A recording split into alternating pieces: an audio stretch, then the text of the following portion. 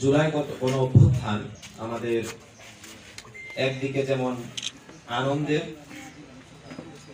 বাংলাদেশের বিগত 16 বছরের ফ্যাসিবাদ মুক্তির আনন্দের, আর একই সাথে শহীদ আহত ভাইদের, পঙ্গুত্বকরণকারী ভাইদের যে ত্যাগ, যে রক্তাক্ত ইতিহাস, সেজন্য কষ্টের বেদনার।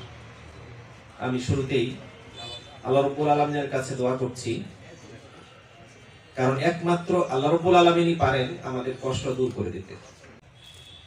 তো যাদের কাছে এরকম সাহসিকতা, এরকম সক্ষমতা, এরকম রক্তাক্ত ইতিহাস, তাদেরকে আসলে এখানে কোনো বিশেষ বক্তব্য দিয়ে, ভাষণ দিয়ে সন্তুষ্টি, আমি মনে করি পৃথিবীর কোনো ব্যক্তি, কোনো সত্তা এই সন্তুষ্টি এনে দিতে পারে না। একমাত্র মহান আল্লাহ রাব্বুল আলামিন সেই সন্তুষ্টি এনে দিতে পারেন। আল্লাহ রাব্বুল আলামিন তার ভাষায় সেটি বলেছেন, ওয়ালা তাকুলু লিমান ইউকতালু ফি সাবিলিল্লাহি আমওয়াত বাল আহইয়াউ ওয়ালাকিন লা তাশউরুন। আজকে বাংলাদেশের এই যে প্রেক্ষাপটে আমরা দাঁড়িয়েছি, এটি মূলত 2009 সালের পিলখানায় যে বিডিআর বিদ্রোহ হয়েছিল এবং সেখানে নির্বিচারে 57 জন চৌকস সেনা অফিসারকে হত্যা করা হলো।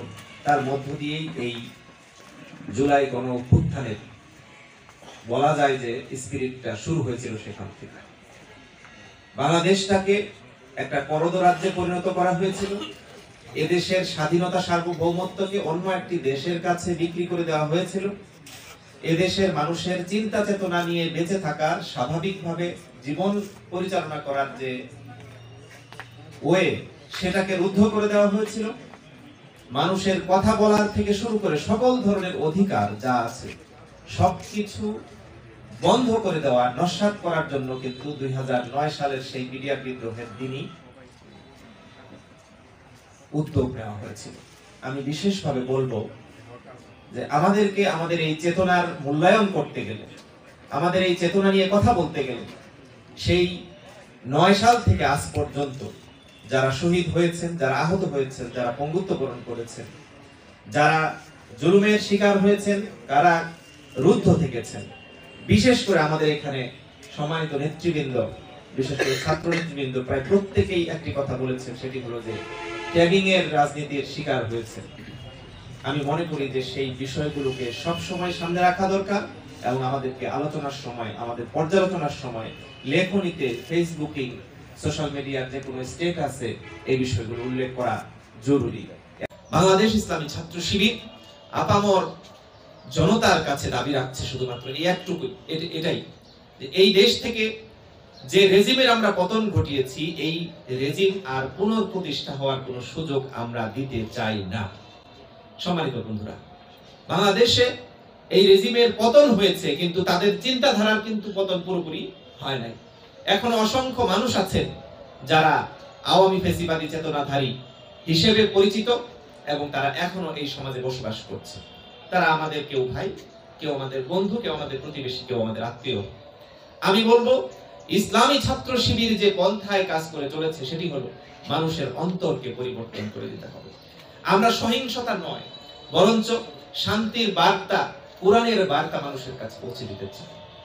ইসলামী ছাত্র শিবির মনে করে আমাদের এই অগ্রযাত্রার সামনে যদি কেউ বাধা হয়ে আসে, তাদের বিরুদ্ধে প্রতিরোধ আমরা গড়ে যেমন তুলব, আবার তারা যদি আমাদের কাছে আত্মসমর্পণ করে, তাদের জন্য আমাদের সহমর্মিতার হাতও কিন্তু বাড়িয়ে দিতে হবে। আমি এর জন্য সম্মানিত সহযোদ্ধা সহ শহীদ পরিবার, আহত যারা আছেন, আমাদের সবার কাছে অনুরোধ রাখবো যে আসুন আমরা একটি শান্তির, শৃঙ্খলা এবং সহমর্মিতার অবস্থান তৈরির জন্য কাজ করি।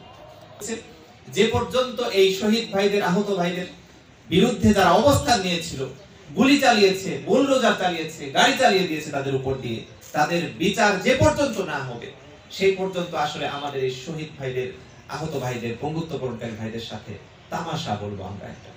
সেই তামাশা থেকে জাতিকে উদ্ধারের জন্য এই সরকার অবশ্যই এই উদ্যোগ সঠিকভাবে খুব দ্রুত সময়ের মধ্যে নেবে ইনশাআল্লাহ।